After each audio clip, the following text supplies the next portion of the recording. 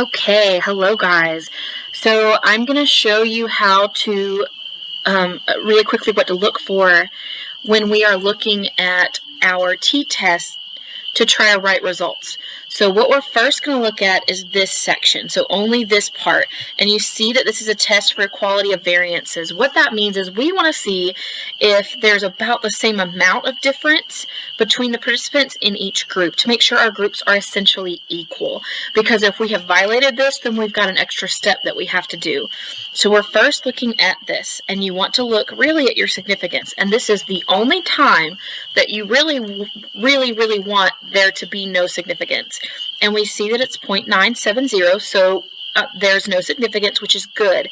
That means our groups are relatively equal, which means that we can ignore this now, and that means that we can come over here, and you see where it says equal variance is assumed.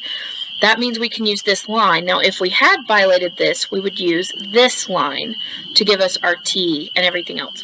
So now we're not looking at this section anymore. We're looking at everything on this line.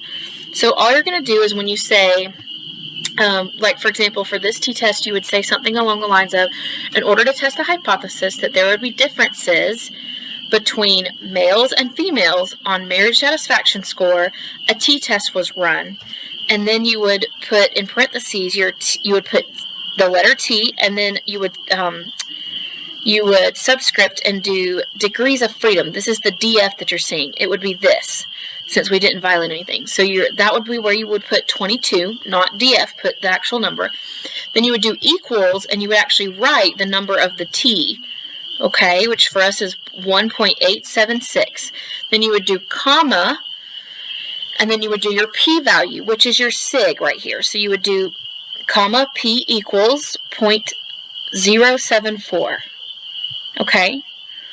And then you would in parentheses. So for us, this is not significant. So for this, you would just put results were not significant, okay? If you do have significant results, then you have to go up here and look at the means, and you will have to figure out which one was higher. So in our case, it's not significant, but it looks like males were higher, did have a higher average score in marriage satisfaction score.